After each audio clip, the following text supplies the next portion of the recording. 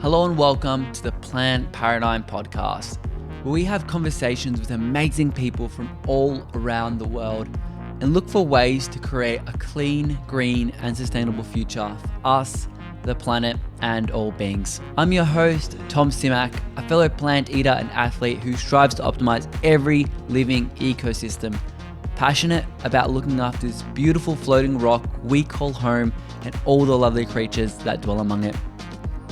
If you do enjoy this show and if you're a returning listener, thank you so much for setting aside some time in your day, maybe while you're cleaning or running or maybe in the car, maybe not. Maybe you're just chilling on the couch listening to me. Hi, how you going? Leave a review, please. It does help out the show a lot, especially for the Apple iTunes listeners. That is a huge way you can help support the show.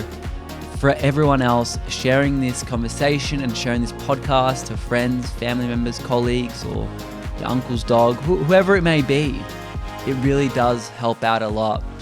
But with that aside, let's get into today's conversation. We're chatting with Nina Gelbke, AKA Naturally Nina. She's an accredited nutritionist specializing in sports and performance nutrition and eating disorders. Through her social media and website, she posts amazing plant-based recipes that look incredible and gives tips on how you can achieve the healthiest version of yourself with positivity, plant-based diversity, and exercise. With over 150,000 followers on Instagram, I'm stoked to see that she's actually spreading great information and resources to uplift people, and that's exactly why I wanted to have her on the show. We're going to talk about being a female weightlifter, nutrition, supplements, and her experiences and struggles with type 1 diabetes and how that impacted her relationship with food. I really think you'll enjoy this episode. I most definitely did. With that being said, I will see you guys on the other side. Nina, welcome to the Plant Paradigm Podcast. How are you going? I'm great. Thank you so much for having me. I'm really excited to be on. I'm excited to talk about so much. I've got a lot on the agenda to pick your brain on, but Great. I really wanted to start with, what amazing deliciousness have you had to eat today? So I usually before training, I have like a bit of a snack sort of thing just to get some fuel in the tank before my session. So I just had some sourdough with peanut butter and banana. And then after training, I had some oats with, again, with some banana and some different toppings. So that's pretty much all I've had today. Oh, it's nice. Is sourdough your choice of bread?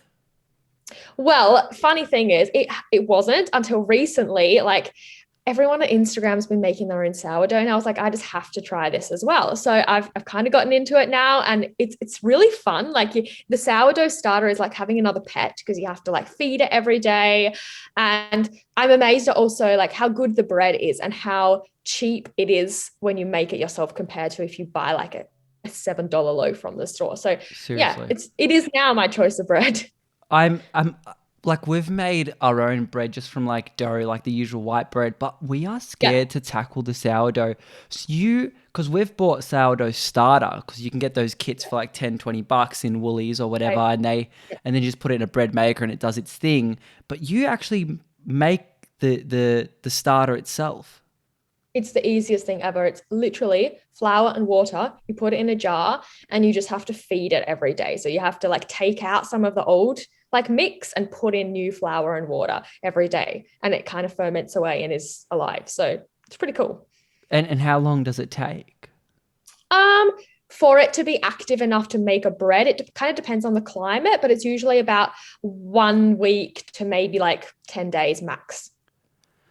And then from that one jar or concoction, you'll get one loaf of bread? No, no, because like your sourdough starter will be like, quite a few 100 grams worth, like maybe 150 grams worth, but you keep feeding it. And then to make a loaf, you need maybe like 50 or 60 grams worth of starter. So you just take out some and you just keep feeding it so that it's like an ongoing thing, which is pretty cool. Oh, so you just take out the 50 grams that you have to use and then you put in like Yeah. another 50 grams and then you just have like, and this Yeah, like, kind of like that. exactly, it's $6 to $7. Like it's $6 in most places. It can go up to $10 Yeah. if you look at these boutique Yeah. bakeries. And how much is like a homegrown sourdough loaf costing you to make? I love that you called it homegrown. Well, that's, I But guess that's the best way I can put it. kind of is. It kind of is. Well, I guess it depends on how expensive the flour is that you buy. So you can get like fancy sprouted flour or something and it'll be more expensive, or you can just buy kind of regular flour. But I mean, like you can buy a 3 kilo bag of flour for a couple of dollars, and it takes maybe like 500 grams of flour to make a loaf that will last you a week. So, I mean, not very much. It's just you have to make it. That's the only thing. It's like versus going to the store. Right. And I have a mate who says that he actually feeds his starter different things. Like he's actually used like banana peels and stuff to feed his starter, and that flavors the That's bread. weird. That's a little bit out of my scope. Oh, I hope he was talking about bread and not like kimchi and stuff. You know how like you ferment that and I think you actually have to feed that thing. No, no, that one just ferments away. Oh, well then Because I always like I love making like I make my own soy yogurt all the time, which is like what? my How do you most do that? popular. Yeah, so it is literally the most popular recipe that I've ever made. And I feel like it's just kind of taken over the vegan Instagram world.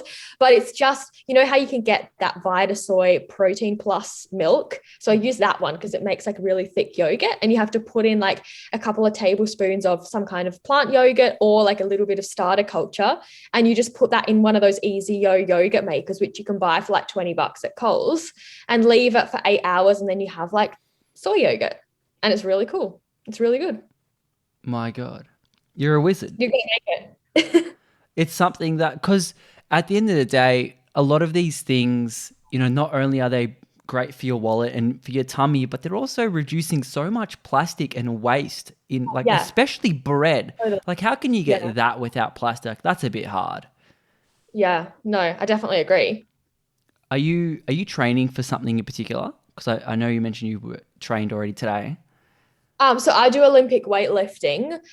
So it's like, yes, training for competitions, but we don't always have like a competition locked in. So we're looking at like September probably for the next comp, but we haven't actually chosen one yet. So I'm kind of training for that, but also just training for the long term. Yeah, so you've competed before? Yeah. I've done three comps. Yeah. And was this all while being like plant-based vegan?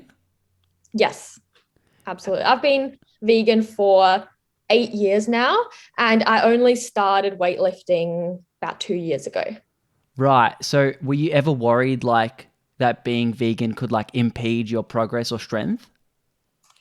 Um, Look, I wouldn't say worried. It sometimes crossed my mind when like other people kind of said, "Oh, you're never going to get as strong as a vegan," and things like that. You just kind of like think about it, and yeah, it crosses your mind.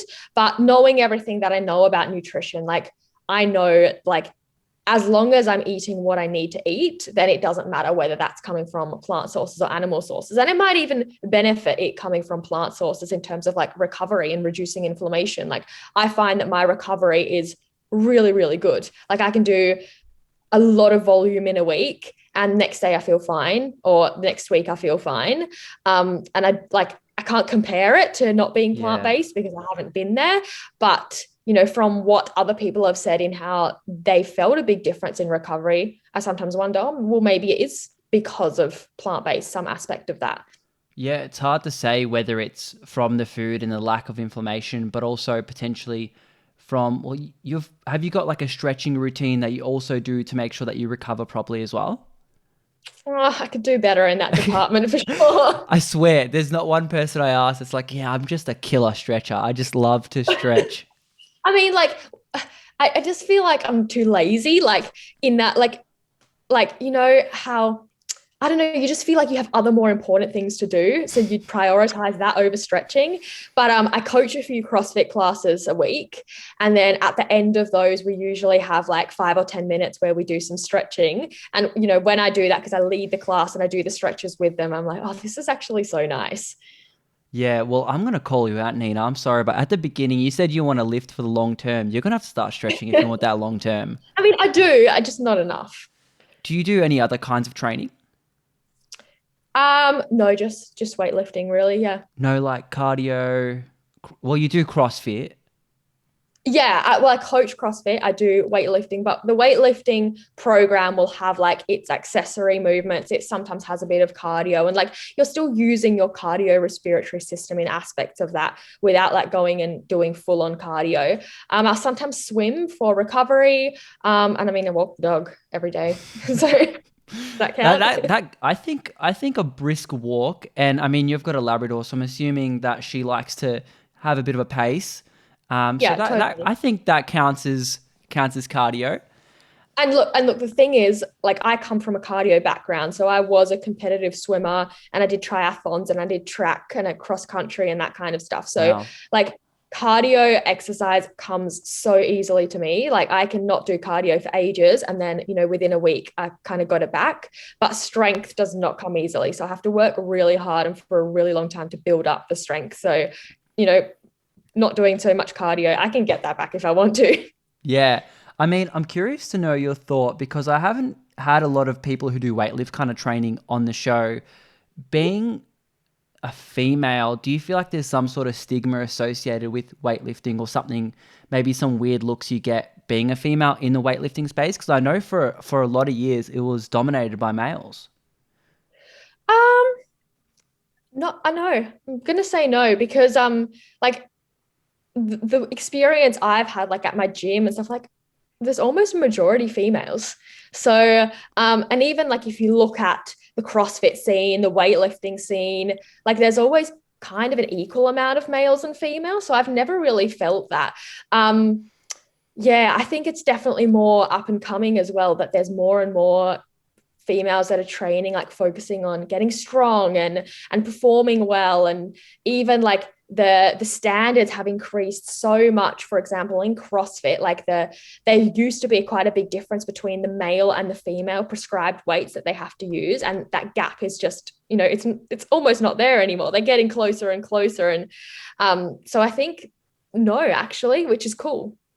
That is, no, I'm so glad you said that. I'm curious as to like if you're planning to actually go pro in this, or you just plan to just be like the healthiest version of yourself. Look, if I had my way and like my dreams came true, absolutely, yeah, hell yes.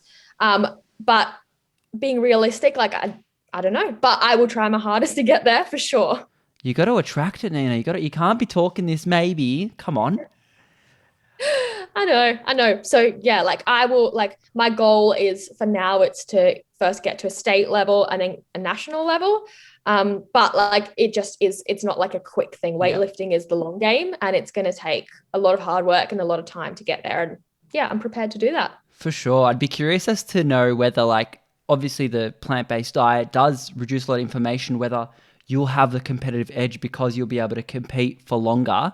But I want to know because in the weightlifting scene, a lot of people really want to get started, but it's something that's quite, well, I personally think it's quite daunting because when you watch these videos on YouTube and Instagram, like if I'm going through Instagram right now and I'm looking at your squat and snatch, like I'm like that form is impeccable. Like I would not know where to start to try to kind of go down that route or do any kind of form of weightlifting because and maybe I think I'm going to ask you to speak specifically to females who are maybe a bit scared of lifting some weights due to whatever thing. What advice do you have for someone who maybe wants to start lifting some weights and doing some form of resistance training? Yeah. So there's a big difference between just general sort of lifting weights and resistance training versus like weightlifting. Because weightlifting, I mean, it's the snatch and the clean and jerk, and they're two very, very technical movements. So if you want to get into Olympic weightlifting, hands down, like you've got to get a coach. You got to get someone who can teach you like from the basics, the foundations, and really go through that. So you learn it from the ground up, and you're not going to get it straight away. Like for the first, I want to say at least a year of weightlifting, like I look back at my lifts and I just have to cringe because they're so terrible. But everyone starts somewhere. Like everyone starts somewhere. And I feel like only after, yeah, about 1.5 to 2 years of weightlifting, I'm really starting to get the technique right and understand, the lift and be able to spot my own faults and see where I'm going wrong and what I'm doing wrong when that happens. So getting a coach, definitely 100% is really, really important for the beginning. And putting in that time, like being prepared to kind of suck in the beginning. I think that's really important because people get so frustrated. They want to start something and be good at it straight away. But I mean, sure, there's always those outliers that can do that.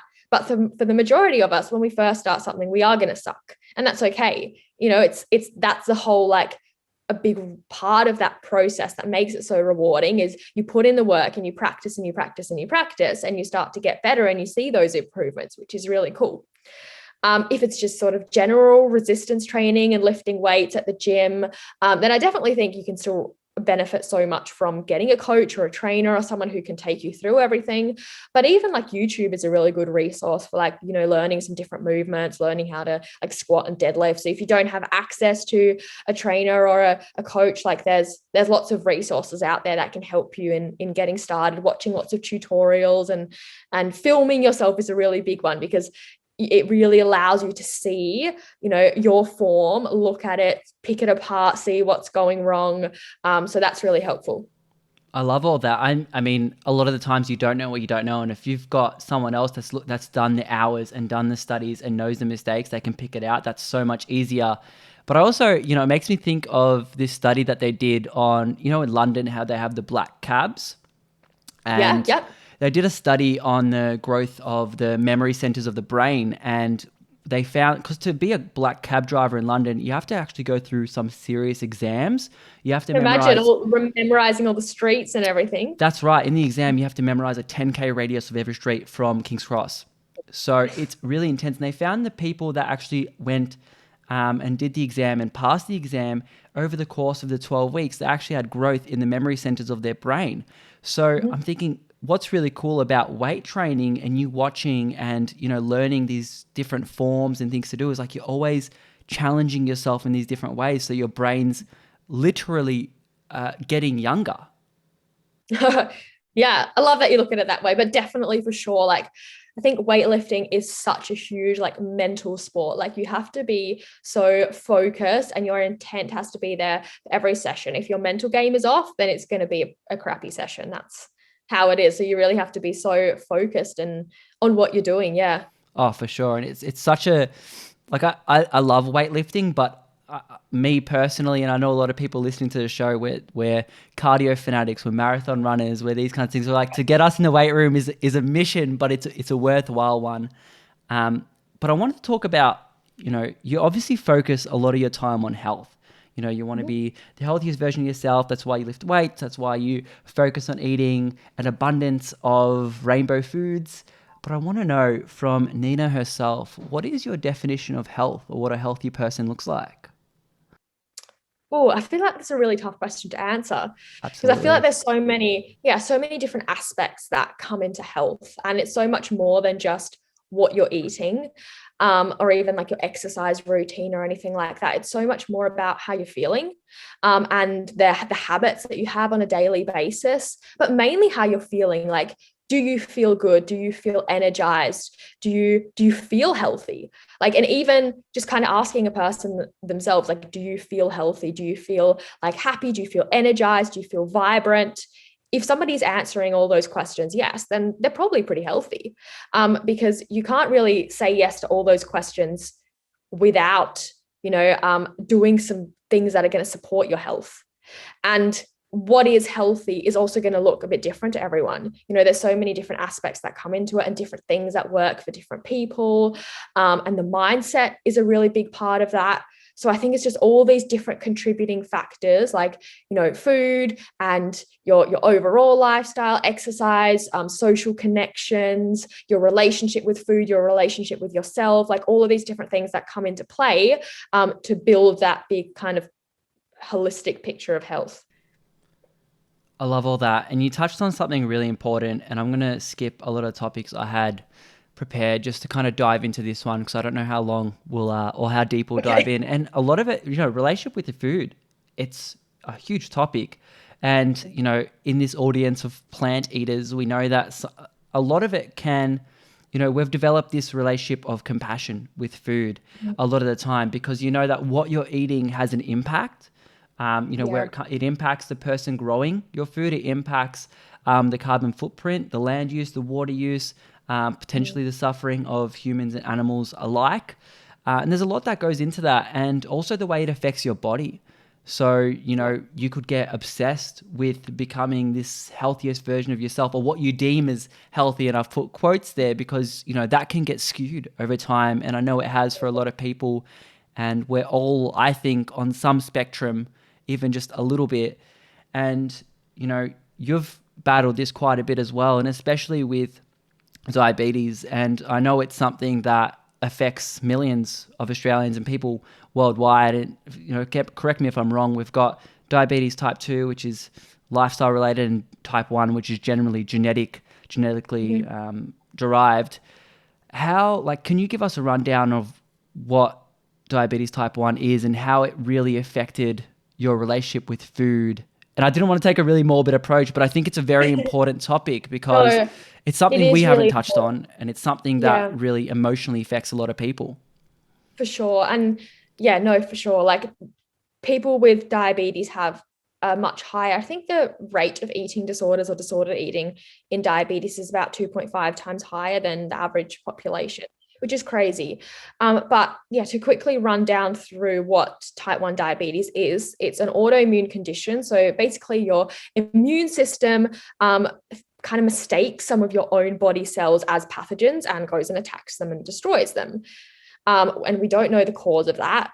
There's some sort of possible environmental triggers that have been looked at, but mainly we just kind of put it down to genetics. So don't really know that much about it just yet.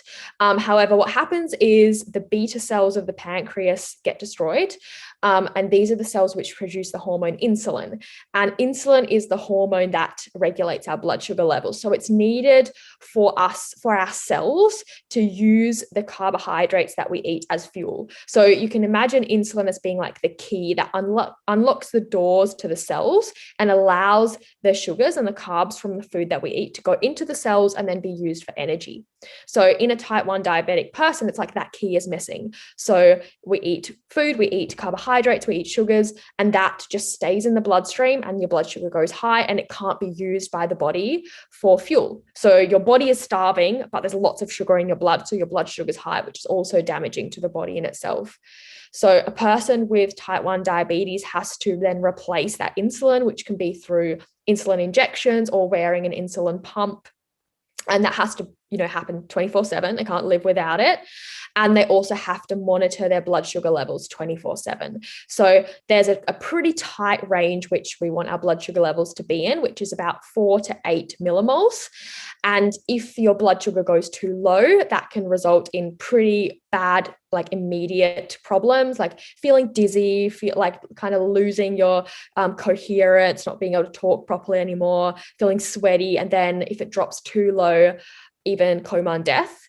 And then if it's too high, that's not so bad in the short term, but in the long term, that can lead to complications such as, neuropathy and blindness, kidney failure, all of those things that we also don't want to get to. And even in the short term, it can make you feel a bit like irritable, cranky, headache, really thirsty. So it is really important to be able to monitor and maintain your blood sugar within the normal levels.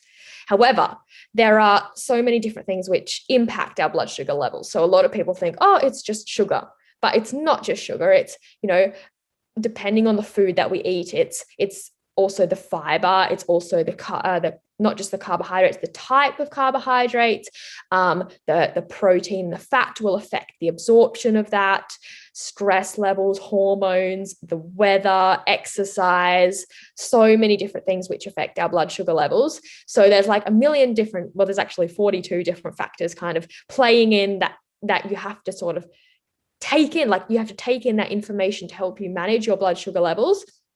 But the big thing is with food, like a type 1 diabetic can't just sit down and eat when they want. They have to first figure out, okay, how many carbohydrates is in this food? How is this food going to affect my blood sugar levels? How are all the different components of this food going to kind of, work together, like the fat, the protein, the carbs, to then have an impact on my blood sugar levels? And what do I need to do to maintain my blood sugar levels as best as I can with that information? So you've for me, for example, that means carb counting, knowing how many carbs are in my food, then dosing my insulin with an insulin to carb ratio that each diabetic will have, that's different for each person, and then working out, okay, how much insulin do I need to cover this meal? Then giving the insulin, giving it a bit of time to act. So it usually takes about 15 to 20 minutes for that insulin to start working, and then eating, and then monitoring what happens afterwards. So it's kind of like this 4 to 6 times a day daily thing, not even considering exercise, which also has quite a big effect on blood sugar levels. It's just a lot to think about. I'm thinking this is a lot. This is a big world, right? If you have type 1 diabetes, I've got a few friends with this condition, and it takes a hold of your life. It does. And it can affect you in a lot of different ways because, like you said, you can't just sit down and have a meal. And these things that we generally take for granted is this whole new journey. Do you Yeah, it's ever? absolutely like something that you have to completely like adjust to and learn. Like for me, being diabetic now for 15 years, it's normal.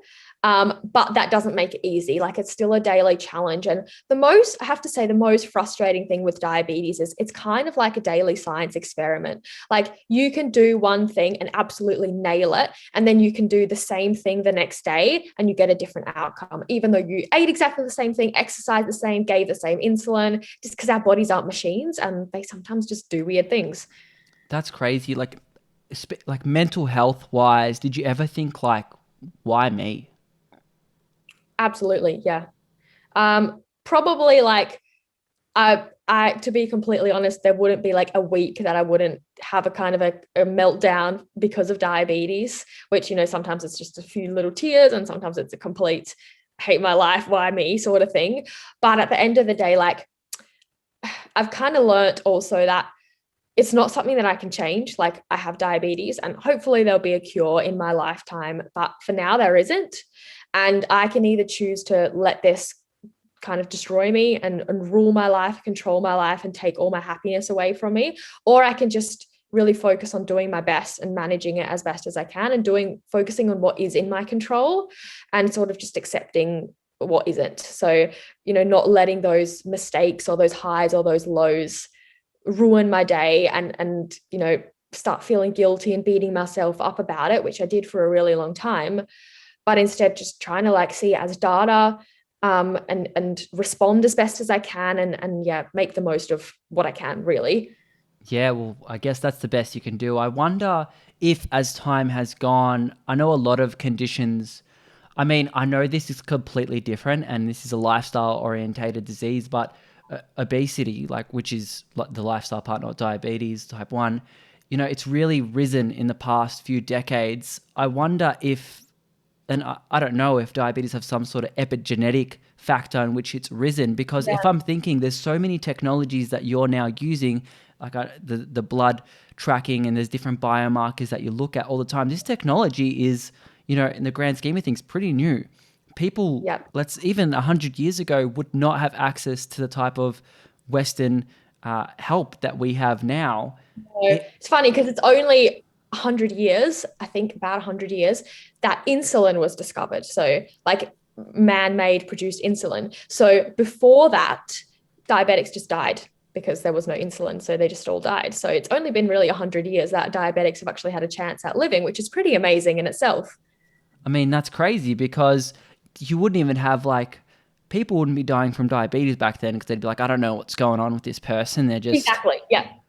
right, okay. And have you, like, with obviously you have different foods now that affect your blood sugar in certain ways. You're like, if I have pizza at this time of day, that affects me different to this time of day. Like, is it also Yep, time totally. wise? Yep. And whether or not you've exercised before, whether or not you're exercising after, there's a lot of things.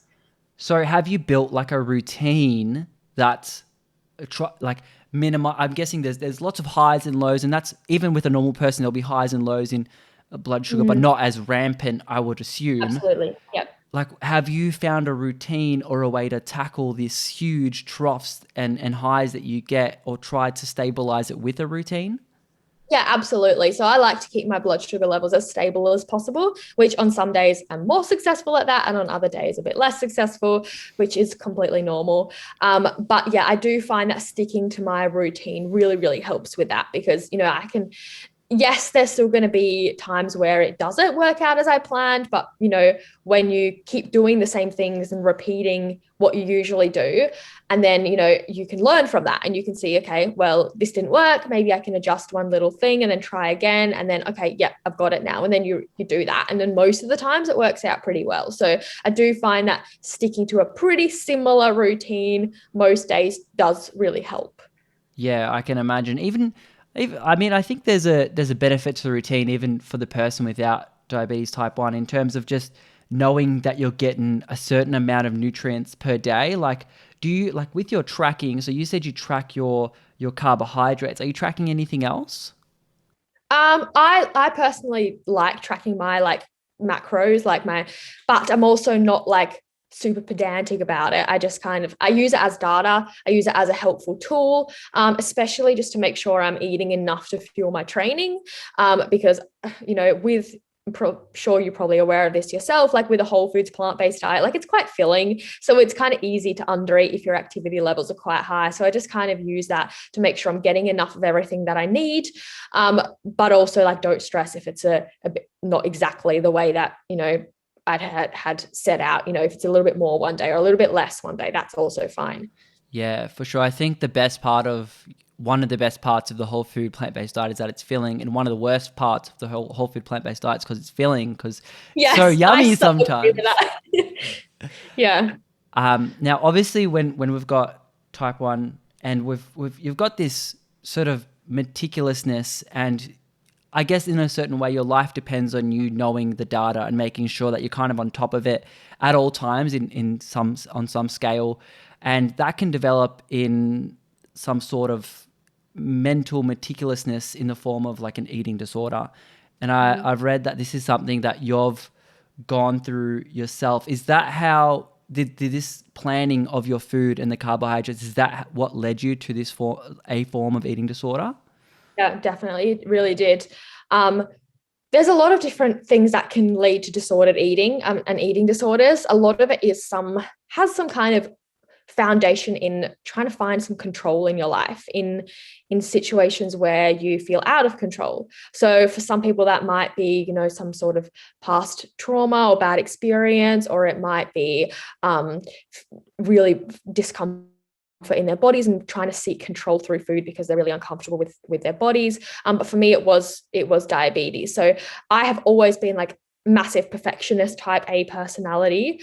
And when given, the challenge of diabetes, I saw that as okay, I'm going to be the perfect diabetic and do what I can to get my blood sugar levels perfect all the time, which resulted in me being super, super strict with food and with exercise as well.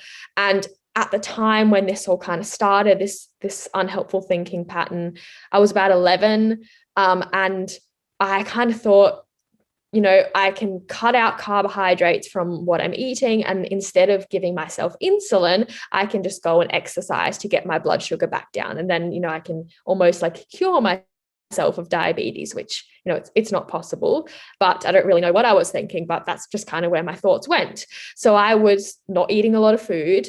I was exercising a lot. I was competitive swimming at the time as well. So I was like swimming a lot, like 2 to 4 hours a day. And my weight just started to decline. And we know, like, from the evidence now, that when you're under fueling and your weight is dropping, that your thoughts around food also become a lot more obsessive and a lot more rigid. And that kind of like spiraled from there until I did develop a pretty full-blown eating disorder and struggled with that for a good, let's say, 8 to 10 years, which was a big battle, like managing diabetes at the same time. Yeah. Do you feel like what lessons did you take from that you've kind of brought to conversations to people? Like if someone's being quite obsessive with food, and I mean, maybe you can speak to this, but at the time, a lot of people from my experience actually don't know that they're going through something. Do you have some certain signs or thoughts that were going through your mind that looking back were like, oh yeah, I should have maybe not thought that, or if you're thinking this, maybe go speak to someone or talk out about it?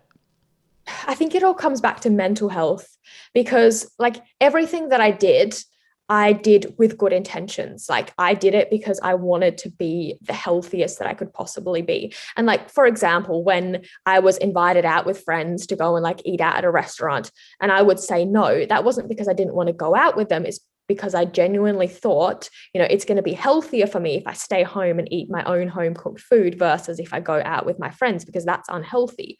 But if we really look at like our mental health and the big picture, like if you're feeling stressed and anxious and guilty around food all the time, then that's not healthy. So if you're doing some kind of way of eating, or you've got these food rules for yourself that are leaving you stressed, are leaving you anxious, leaving you feeling guilty, leaving you not able to socialize and eat with friends and family, then that's not actually healthy. Even if, the actual thing may have been healthy, and it may be healthy for certain people, if it's having that negative, almost like a toxic impact on you, then it's not healthy. And I think just realizing that, and realizing that no matter, what your weight is, what your body shape is, what you're eating, if you're struggling with these unhelpful thoughts around food, then that is enough to go and seek help and look to start improving that. You don't have to reach a certain weight or eat nothing before you can reach out for help. It's just enough if you feel like, what, I'm miserable, I'm happy, I'm unhappy, I'm stressed all the time, I feel guilty around food all the time. That's not healthy, even if you think you're doing all the right things and having all the green juice and salads. I love what you touched on. And this is why I love asking people on the show, what's their definition of healthy? Because, we're at the time at this release, it'll be over 100 episodes and not one person has said food, just food. If you eat the right amounts and the right quantities of food, Isn't that that's true? And yet so many people, I think, deep down, we all know that that's not it, but so many people seek health through that. They have this idea that if they get the perfect meal plan, the perfect macros, then they will be the healthiest and the happiest. And that's it. But I think deep down, we all know that that's not true, because even everyone who's already, found, this diet plan is perfect, these macros are perfect, and then they've started following that and they realize, I'm not happy, I'm not healthy, I'm not where I thought I would be. Yeah, 100%. And I think it stems to us having to say it's 100% not only food, because we're trying to tackle the years and potentially even decades of damage things like fad diets have done. Like that has really tainted the minds of a lot of people, men and women alike. Like it has really shown people you can be good for 1 month of the year, or if you just eat this amount of quantity of food, if you just restrict in this way, you're going to look like this skinny person in the photo. Yeah, it's really so true.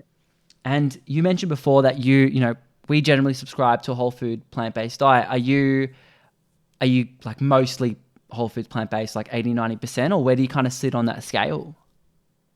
I'd say yes. But I've actually I used to be more, and I've kind of moved away from that. Oh, why is Um, that? so the reason is, number one is because of my own past with an eating disorder. Whilst I do consider myself pretty much recovered, although I think recovery is an ongoing process, it's something that, you never have um, any negative thoughts about food ever again. Like that's just unrealistic. It's something that, you'll always have bad days and you're always working on that. But I feel like my relationship with food is really great. I feel really happy. I feel strong. I feel healthy. But yeah, it's just something I'm aware of, that I can't set rules around food for myself, because when I do, I start falling into kind of really negative thinking habits without any intention of doing so. So I definitely don't have any rules on myself. So I used to kind of do the whole oil free and that kind of thing. And it wasn't a healthy relationship with food. And, just kind of relaxing all those rules, it's only made me healthier physically and mentally. But the other reason is also when you eat a whole foods plant-based diet, and we just touched on this before, it's damn filling. There's a lot of fiber, it's a lot of volume. And if you need to eat a lot of food because of your activity levels and your training, then sometimes you really struggle and you just kind of end up having to eat ginormous quantities of food and then being bloated all the time, which is also not nice. So I would prefer to, have more things, like some more bread, some more pasta, some more bars and things like that as part of like a whole foods based diet, to help me meet those energy needs and not feel super bloated all the time.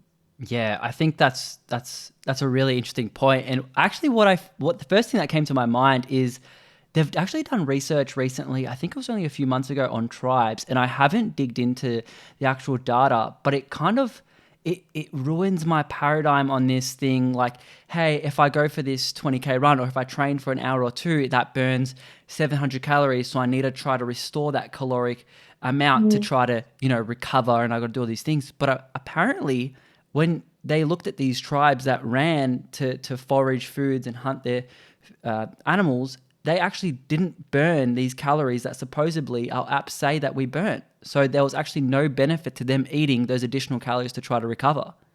Yeah, so it definitely doesn't work like that. Like, we have an Apple Watch and it says that we've burned 700 calories, so we need to go and eat extra 700 calories. Like, it doesn't work like that. What? What are you talking about? Yeah. So many people do that.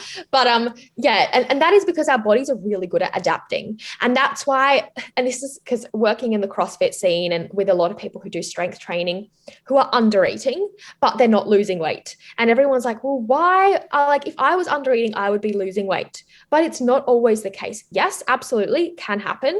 But sometimes our body makes what we call like physiological metabolic adaptations to conserve energy. It wants to keep you alive. So it kind of slows down some of those metabolic processes, which might be like females losing their period. It might be slow digestion. It might be feeling cold all the time or having low energy levels, not seeing those performance gains that you would expect. And that can happen because our metabolic rate is just slightly reduced because our body, has to compensate for the fact that it's not getting enough energy in for what it's doing.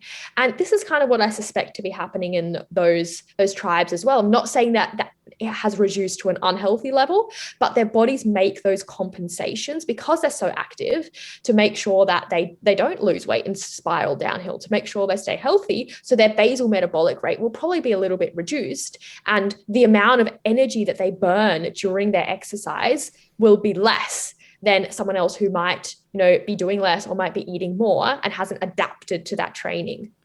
Yeah. Yeah. Well, that's really spun a lot of people off, because if people are like, wait, I burn this much and I eat less and I can't lose weight, how does weight loss work? Yeah, so weight loss happens when we're in an energy deficit. So when we are eating less calories than we are expending on a daily basis. But if we take that too far, so like, people who maybe make too drastic cuts to their intake, or people who are just kind of over exercising all the time, well, there can be different reasons. Then instead of being in an energy deficit, we kind of dip into what we call low energy availability, which is your body making those metabolic adaptations so that you are now no longer at a deficit. So let's say your basal metabolic rate was 1,500 calories a day when you're properly fueled. Of course, the expenditure from daily life and exercise all goes on top of that. So you'd be eating more than that. I'm going to pause for a second just before you go on. So basal metabolic rate because just to get a definition down, is just how much your body burns just to keep alive and stay breathing. Exactly. So it's the amount of energy that your body would burn if you were just kind of lying in bed all day. So if you were, just lying in bed all day, your body burns random number 1,500 calories, which is actually pretty average for most people. But now say that you have gone through a long period of dieting and under eating, and your body starts to make those changes, those flicking those little switch. It might be slowing down your digestion a bit. It might be lowering your core body temperature a bit. For females, it might be longer cycles or even, their period going absent. So those little changes in the body. And then now, instead of, this is controlled by your thyroid, by the way. So your metabolic rate is controlled by your thyroid gland, who kind of collects information from the outside sources and then makes those changes. So instead of 1,500 calories a day, your basal metabolic rate has now dropped to 1,200 calories a day. So now, instead of, burning those 1,500 calories a day if you were at rest, your body now only utilizes 1,200 calories a day to keep you alive because it's become more efficient and adapted. So, that's very frustrating for people because, they might even have the intention of losing weight, or they might just not understand that, they could be under eating but not losing weight at the same time. And that fear of gaining weight is so big that they are afraid to increase their calories and start fueling themselves properly because they're so afraid of the weight gain. But yes, eating more sometimes results in weight gain. In fact, it quite often does. And sometimes that's necessary weight gain for certain people, especially a lot of people that I work with. But sometimes it just, results in your body then having more energy to burn or to utilize. So without even consciously, you're not going on extra walks and doing extra workouts, but with what you're doing, you're expending more energy. So, for example, that could be, instead of just kind of talking, being like slow and sort of half alive all the time, you start like talking more vibrantly and using your hands and tapping your feet more and walking around more and doing little things that before you kind of like, oh, can't be bothered. And even in your workouts, then expending more energy doing the same things. And that's ways that your body then utilizes more energy again once it has that extra energy to burn. And this is quite complicated. So hopefully that all makes sense and everyone isn't just confused. Yeah. Well, obviously you're quite intelligent and talk in very, proper terminologies. And I think that's really beneficial for a lot of people. And that's because you're an accredited nutritionist. I'm curious, when we look at like the study of doctors, I know something that's frustrated a lot of vegans in particular is the fact that doctors get in Australia 7 hours of nutritional training along their 5 to 7 year course. Nutritionally, obviously, you're going to get a lot more nutrition training in Yes. starting to be a nutritionist. What thoughts did you have on the structure of their course? Because were you plant-based already when you underwent the study? I was. Yeah, I was. What did you think of the course content based on your belief that a plant-based diet is a healthier way to live? I have absolutely no objection to it. When you go to study nutrition at university, it's very, very heavily science-based. So we go through a lot of biochemistry, biology, chemistry, pharmacology, all those different subjects, anatomy. So like that doesn't change whether you eat meat or omnivore or vegan, plant-based, like that's all the same. And we learn about how food is utilized by the body. We learn about the different vitamins, the different nutrients, the different minerals, the different macronutrients. We learn about food sociology. We learn about public health nutrition, different health conditions. So really, like, I wouldn't say I had any problems with being plant-based and studying nutrition. Yeah. It wasn't like, they teach you have to have this much meat and this much dairy, or otherwise, I feel like vegans have that kind of stigma that they think that's what happens at university, but it's really not. I'm sure it is in some university or private colleges, but it's more like, for example, you might be learning about calcium and they might be promoting, dairy is a really good source of calcium. So you should be aiming for this amount of serves of calcium per day. But I mean, you can use that information of knowing how much calcium we need and what foods contain calcium to kind of say, well, okay, dairy can be one option, but we could also look to plant foods. We could also look, to legumes and vegetables and soy products and all these other calcium containing foods rather than the dairy. So, it's always learning about what foods contain what nutrients, what they do in the body, how we utilize those nutrients. That's kind of the basics of it. And then you can do with that what you want. I love that perspective, and I'm sure that saved you a lot of mental angst, because I'm sure some people in that position would just be like, "Oh, you little," and had a bit of a aggro moment. And you touched on vitamins and minerals, and supplements is also a really big conversation, especially for vegans. And I'm sure the conversation actually needs to be just as loud in people that aren't vegans, because there's a lot of deficiencies and a lot of key nutrients that I think the general population is lacking. What's your thoughts on supplements in general, and what ones do you take? Yeah, so supplements really kind of, it says it all in the name. They're supplements, and they should be there to supplement things that we cannot get through the diet. So there shouldn't be an excuse to just, eat rubbish. we should really aim to get most of what we can through our diet and then turn to supplements for things that we might need a little bit extra of, or that we just can't meet our needs through our diet. So if you're following a plant-based diet, then absolutely you need to supplement vitamin B12. Like that's a non-negotiable, because B12 is only found in animal products. Because, you know, our soils are depleted nowadays of B12 because we live in such a hygienic society. So, you know, we like to wash our vegetables. We don't eat all the dirt on the vegetables anymore and that kind of thing, which is why B12 is really necessary. And there are B12 fortified foods, which I know a lot of vegans, you know, say, oh, I'm just going to eat nutritional yeast and B12 fortified soy milk and that kind of thing. But you need about 3 full serves of those per day to meet your B12 needs. So if you're going to be super on point with your diet and have those 3 serves every single day, then you're probably fine. But most people, you know, they go traveling, they eat different foods every day. They don't really have those exact same things every single day. So it's like an insurance policy. Like there's no harm in taking it, and there's more harm in risking a deficiency. Having said that though, B12 is also recommended to be supplemented in older populations. They might have lower appetites, so they're eating less foods, less animal products, and also this intrinsic factor, which is something that's produced in our stomach that helps us absorb B12 in our food. The production of that declines as we age. So older people aren't absorbing as much B12 either. So that's why they are recommended to supplement too. But even then, like a lot of people these days are low in B12, even people who are eating animal products. So it's not like a completely exclusive vegan thing either. Other than B12, vegans, I recommend supplement DHA and EPA, which is the long chain fatty acids, which are also found in fish or algae, but we don't really eat algae, which is why I recommend taking an algae supplement. We can get the short chain version of these omegas in foods like flax seeds and chia seeds and walnuts, which I'm sure most people who listen to this podcast are pretty familiar with. But because we're not really sure of conversion rates and we don't have any long-term data on this, again, like supplementing with that algae oil is kind of like an insurance policy just to kind of safeguard that your brain's going to be healthy in the long term in case those conversion rates aren't very good. Or maybe people don't really have those flax meal and chia seeds and things every day. They just kind of do it here and there when they remember.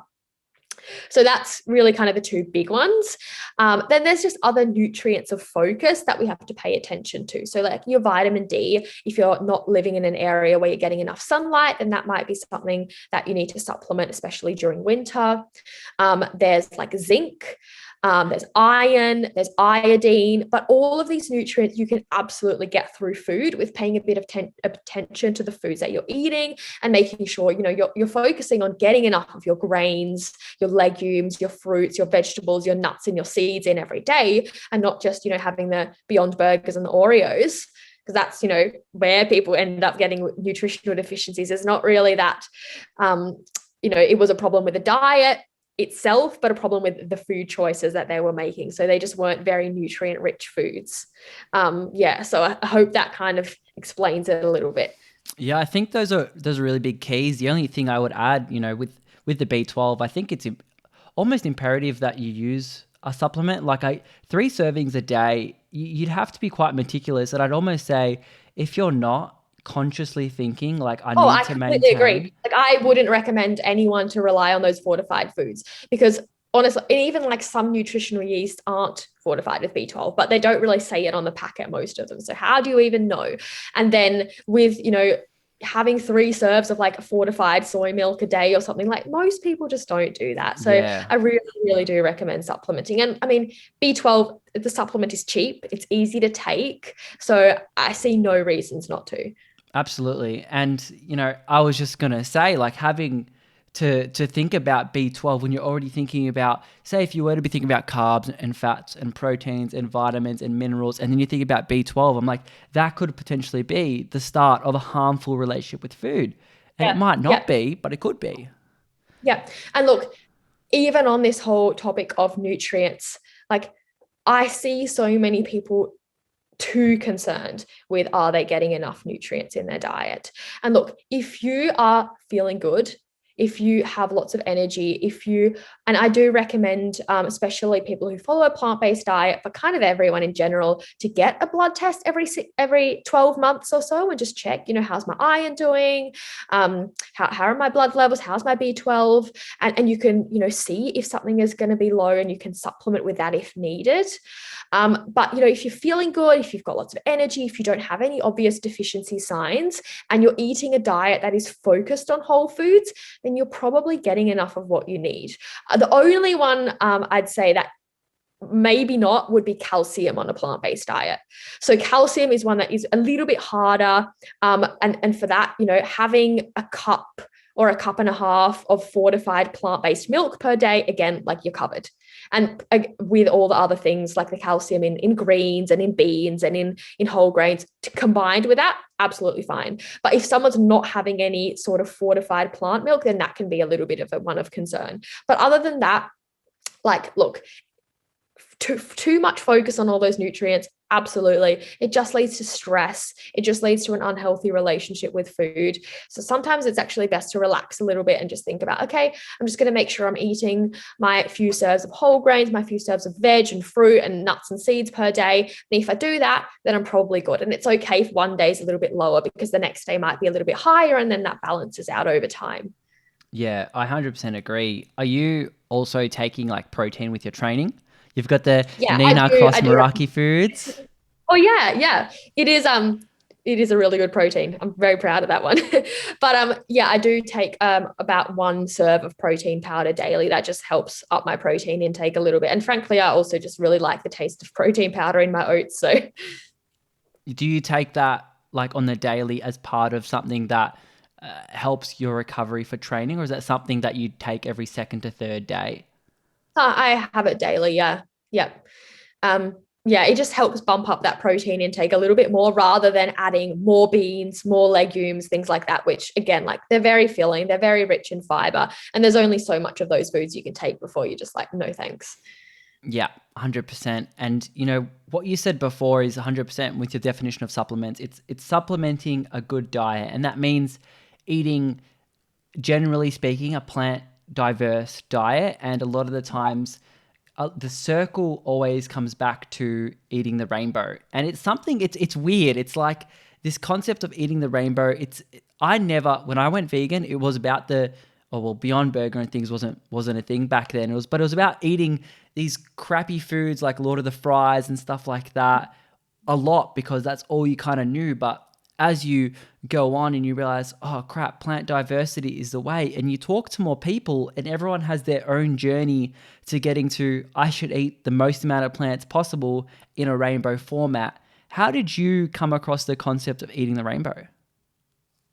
Um, Look, I've always been like, I want to say, a healthy eater. Like, even just like growing up, our family was always very like, we did all our home cooked meals. We had salad and veggies with every meal. We had our fruits. Like, that was just normal. So I'm pretty privileged that that's the way that I grew up. But definitely going through my eating disorder, I became very, very restrictive, and I definitely wasn't eating enough. And I would say choose the diet yogurt over the banana, because it had less calories, things like that. So it was about, finding veganism really helped my relationship with food, because it kind of taught me, oh, I can actually eat, an abundance of foods again. This is actually healthy. It's actually better to eat, lots of fruits and whole grains and vegetables and things which maybe, have more calories, but they're also doing my body so much better than if I'm just sticking to diet foods all the time.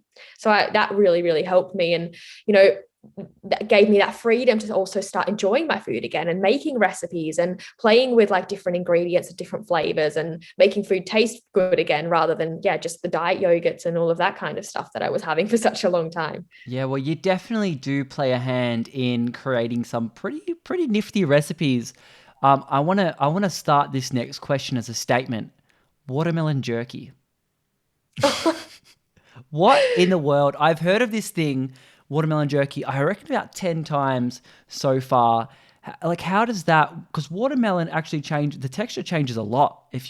Yeah. Is it baking it? Like, how do you make this No, so jerky? I have a dehydrator actually. I mean, you could probably do it in an oven as well, but I've got a dehydrator. So because watermelon has such a high water content, like it shrinks a lot when you dehydrate it and you essentially take all the water out of it, and you end up with kind of like this jerky sort of texture feel Are to you it. Yeah. spicing it? Like, how do you, or Yeah, does so it? on the one that on the reel that I made for the recipe for my Instagram, I put cayenne pepper and lime juice on it. So I know it sounds a little bit weird, but it's delicious, and everyone who's tried it has agreed that it is delicious.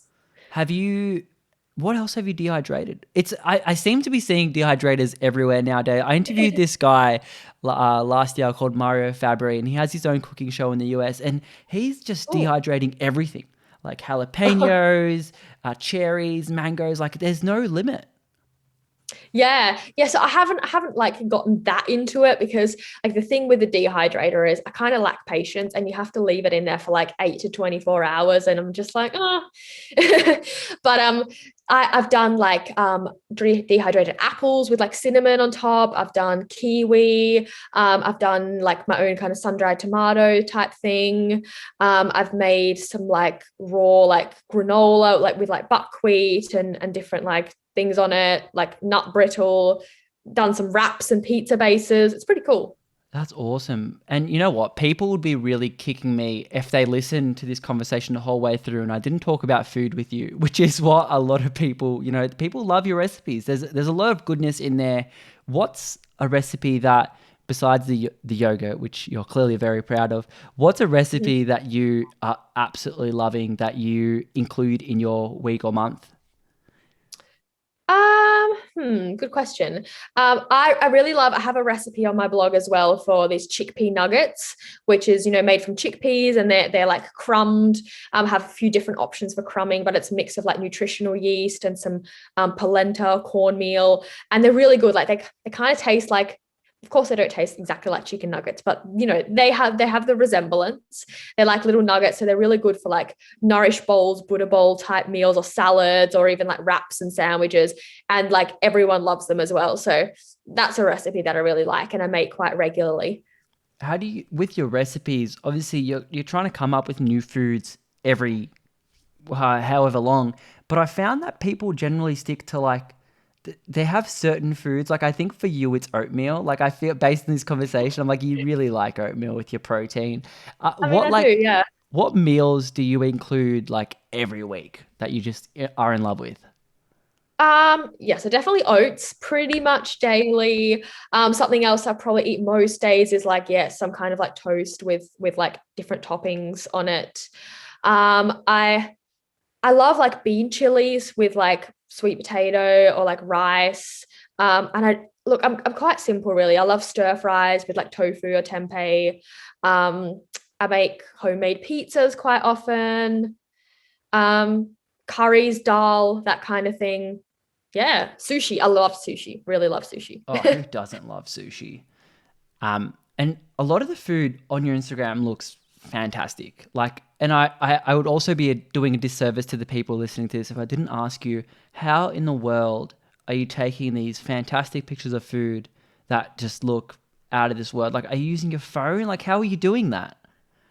I do have a camera, but like I'm really basic. Like I know most kind of foodie people on Instagram have like a little photo studio and have like backlights and all this kind of stuff. And like I just point and shoot with my camera. I literally put the plate onto my bench top and take a photo of it, and then I use the app on my phone to send it over to my phone, and I do a few little edits on it to kind of tweak the colors to make it a little bit nicer. But yeah, it doesn't really take that long. So I could never, you know be one of those pro food bloggers that take like an hour to shoot every recipe, because I would just lose my patience and I just don't have time for that.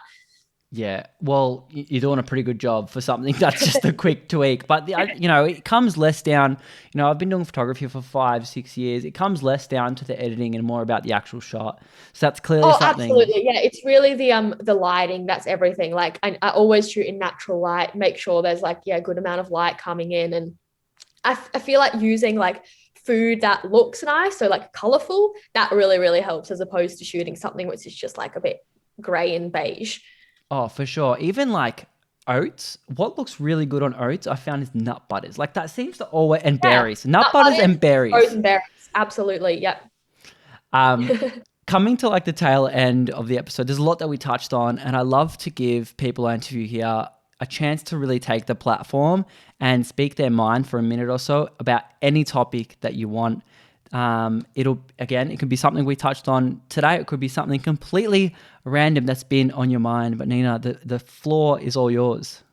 Look, when it comes to health and veganism, I think what people really could do, and this comes back to the sort of the founding principle of veganism, it's compassion, isn't it? But a lot of people have all this compassion for other people and animals and the planet, but they lack compassion for themselves. And I think that's really important when we're looking at health is like having that self-respect and that self-compassion to know what is going to be best for you and know what is maybe not going to be best for you, and being able to make choices based on that. And that's going to look different depending on different situations, and it's going to look different depending on different people. But I think that's really important as coming back to, is this a healthy decision or not? And sometimes the healthy decision is, making yourself a big salad and lots of veggies. And sometimes the healthy decision might be saying, you know what, I'm going to go out and have pizza with my friends. And that can both be healthy. It's all about like looking at the big picture and what is going to add value to your life and make you feel good and feel healthy and happy in the long run. So I think those things are really important, and just having that compassion with yourself rather than thinking, oh, I need to be perfect. My diet needs to be 100% clean all the time. Or even, maybe making a little bit of a mistake like with veganism, like accidentally eating something which you didn't know actually had animal products in it. Like, you're not a failure because of that. It was a mistake. Like, veganism is about doing our best. Life is about doing our best. And we have to learn to treat ourselves with the compassion that we give other people, because ultimately that's what's going to make us happy and healthy, is giving ourselves that respect that we deserve. So I love that. I love the message of compassion, because, that's a lot of what vegans are about. And it's clearly what you are about: compassion through food, compassion through your training, compassion through the way that you live and work. And we can find you on Instagram at Naturally Nina. I'll leave all the links in the show notes below for you guys to check her out, and the website, so you can get all the recipes and stuff like that. But I do love to finish with a thank you. And that's thank you once again for yourself, Nina, for coming on and sharing this amazing conversation. I know it sometimes takes a certain level of vulnerability and acceptance and compassion to talk about things like the chronic conditions that you're going through, and even eating disorders and your past, that a lot of people are honestly quite shameful about, and they're embarrassed to admit that it really affected them. And I implore you for sharing that, because I think that can make an incredibly impactful, node on someone's life who maybe is shameful about that part of themselves. So I implore you for sharing that kind of vulnerability with us on the show, for everyone that's listening as well. And I thank you for sharing amazing recipes, because this, on the journey to creating as much of a plant-based society as possible, a lot of the time we need food to taste just as good, if not better, than the meat counterparts. Oh, yeah. Absolutely. You're so right. I feel like that is such a foundation, because people think when you're going vegan, you're going to miss out on all this amazing food. But the truth is, like, you don't have to. You just have to learn how to make plants taste good. That's right. And that's exactly the solution that you're a part of. So I thank you for that, because that really, at the end of the day, is freeing up land use, and that's giving money over to the farmers that are actually helping us out by farming the chickpeas and the lentils and the fruits and the vegetables. And these farmers don't, and businesses don't get the subsidies that animal businesses and agro businesses do. So we're helping them out, like in terms of the production value, but you're also helping out, say, obviously the animals and the climate impact, and you're a huge part of the solution. So I really thank you for that, and again for your time today on the podcast. Thank you, Nina. Thank you so much for having me. It's a pleasure. Hi there. Welcome to the end of the episode. Thank you so much for listening the whole way through. I really appreciate it. Thank you once again to Nina for coming on and sharing this conversation, and for talking about things like diabetes type 1 and eating disorders, which is quite hard and requires a certain level of vulnerability to talk about. So I really appreciate that. And if you want to reach out to Nina to let her know how this episode landed for you, I've left her Instagram, Naturally Nina, in the show notes below, so you can check that out. And while you're there, give us a follow as well at plant.paradigm, where we post amazing resources, guides, and honestly, a lot more food these days, because who doesn't love getting some good quality nutrition in that looks and tastes amazing? Remember to click that follow button on whatever platform you are listening to this on, whether it's Stitcher or Spotify, Google Play, Apple, it does not matter. It keeps you up to date with the episodes that come out on a week-to-week or fortnight-to-fortnight basis, and it really helps us out in the algorithm as well. But that is all from me today. Till next time, stay happy, eat plants, peace.